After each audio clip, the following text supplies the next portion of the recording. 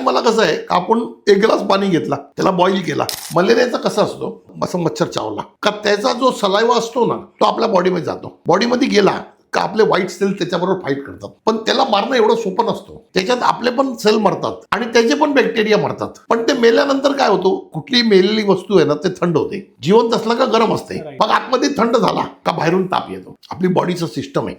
आणि त्याच्याने काय होतं का त्याच्यानी जी गरमी आपल्याला डायजेशनला पाहिजे ते तिकडे यूज होते. म्हणजे आपल्याला कमजोरीपणा पण येतो कारण प्रॉपर डायजेस्ट होत नाही जेवण. मग त्या टायमाला कसं आहे का आपण एक ग्लास पाणी घेतला, त्याला बॉईल केला, त्याच्यात जिरा टाकला. जिराचं कसं आहे, तासीर आहे ना, तासीर तसंच आपण थंड म्हणतो पण ते थंड नाही. ते आपण बॉईल करून त्याच्यात थोडीशी म्हणजे हल्दी टाकायची आणि थोडंसं मीठ टाकायचं आणि तो जो द्रव्य आहे ना त्याला छानून आपण प्यायचा. फक्त मलेरिया आहे, कुठला पण ताप आला ना तरी तुम्हाला ताप आला ना आणि तुम्ही हे घेतला का ते तुम्ही सुरुवातीला त्याला पटकन मारून टाकला, दाबून टाकतात, मग तो कन्वर्ट होतच नाही मोठ्या बिमारीमध्ये.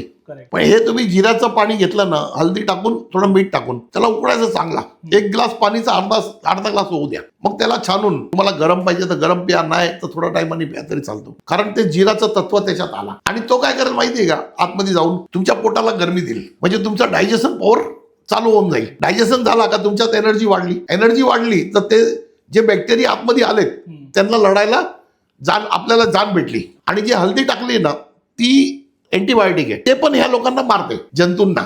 हा व्हिडिओ आवडला असेल तर चॅनलला सबस्क्राईब करा आणि पूर्ण व्हिडिओची लिंक बायोमध्ये आहे, तिथे चेक करा.